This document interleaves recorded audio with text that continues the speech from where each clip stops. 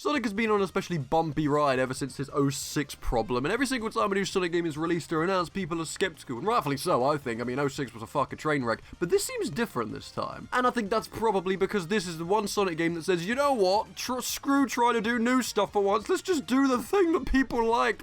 No one likes us anymore, please. And I'll be goddamned if it didn't work like a charm. Not only is Mania a 2D Sonic game in the style of the first three, which, I mean, they're really good, and CD. Can't forget about CD. But instead of being developed by Sonic Team, they were developed by Christian Whitehead, who's responsible for remaking Sonic CD and widescreen and porting the first two Sonic games to mobile devices. This man is a magician! And also, he's done a lot of fan stuff before, that's why Sega hired him, but now he's got his very own game, and rightfully so, he bloody deserves it. This is Sonic Mania. So in terms of story, it starts off fairly simple. Sonic and Tails are flying towards Angel Island, a level from Sonic 3, only to find Eggman's robots playing with some gem in the ground, and then the gem does this thing, and boom, suddenly they're in Green Hill, and that's where the game starts from. Which brings me on to my next point, the levels. Not every level in this game is original. In fact, most of them aren't. There are 13 levels overall, and only 4 of them are brand new levels, which originally I was like, that's a bit weird. But then I realized that the returning levels have been remixed to shit. For example, Act 2 of Flying Battery from Sonic and Knuckles is nothing like the original. It's now got Wing Fortress gimmicks from Sonic 2, Wacky Workbench gimmicks from CD. It's more like a mesh of several levels rather than the Act 2. And this theme keeps going throughout all the other original levels too. Not just with meshing gimmicks, but with actual new gimmicks and returning zones, like the whole zipline thing in Green Hill. It seems like most original returning levels do this, however some don't, like Hydrocity and Stardust Speedway are pretty much unchanged from their original design, but the bosses are super original, so I guess I can't complain in that department. As for the 4 brand new levels, they feel like they're from classic Sonic. It's amazing how well Christian's been able to emulate that classic Sonic level feel, especially with the amount of returning concepts and new concepts he's put in levels as well. An example of this is Titanic Monarch Act 2, the final zone of the game, and it's a gauntlet. In a 2D Sonic game, I never would have expected that kind of level design, yet it works really well. It's one new concept that really stood out to me, especially as it's the final level. Moving on to playable characters, it's just like Sonic 3 where you can play as Sonic, Tails, or Knuckles, or you can play as Sonic with Tails following you for that little friendship route, which is the one I chose first because they're such good friends I could never tear them apart. What kind of monster would I be? As you can imagine, they all control like they do in Sonic 3, with the addition of Sonic having a new drop dash, which allows you to spin dash in midair and shoot off the second you hit the ground. And I never found myself using it in the beginning, but ever since I realized how helpful it was, I've been using it non-stop. And on the extras mode where you can replace it with moves from other Sonic games, I actually found it weird that I couldn't do it, and if I ever go back to another Sonic game, it's probably going to feel weird not being able to do it there too. Oh god, I've handicapped myself. Also returning though are special stages in order to get Chaos Emeralds, which of course you can't not have if it's a Sonic game. Mania takes the Sonic 3 route where you have to find a big old ring hidden in the middle of whatever stage in order to enter the special stage. And these special stages are really well designed, and I wish there was an option to replay them somewhere in the menu because they're genuinely one of the funnest parts of the game. And of course, if you get all the Chaos Emeralds, you unlock Super Sonic, which controls pretty much the same as it did in Sonic 3. A Super Saiyan Hedgehog can jump super high, go super fast, and can still drown for some dumb reason. Why is that still a thing? In fact, on the topic of things that shouldn't be things, this game isn't perfect, don't get me wrong. It's pretty heavy in the glitch department, especially when it comes to being squashed in places you shouldn't be, like in Chemical Plant and Titanic Monarch. Oil Ocean Act 2's boss is also pretty hefty in the glitch department, killing you in places it shouldn't. And as for the final boss, it's just a bit shit, really. You have to collect rings to keep alive a Super Sonic, and there's not many rings to collect, and it doesn't tell you that if you do this big dash, you use 10 rings, and suddenly you lose. Could have been better, to be honest. Overall, Sonic Mania is a lovely love letter to fans and has tons of stuff Sonic fans will look at and go, yes, I get that! But everyone who doesn't know will be left in the dark a bit, especially when it comes to fighting the Mean Bee Machine boss, which is literally a reference to the past Sonic game Mean Bee Machine, which no one knows exists. Still though, even with the references, Sonic Mania is just a good platformer, and I'd recommend anyone pick it up, whether you're a Sonic fan or not. I've been GamerScrim, and I have a train to catch. See you later, Smegheads!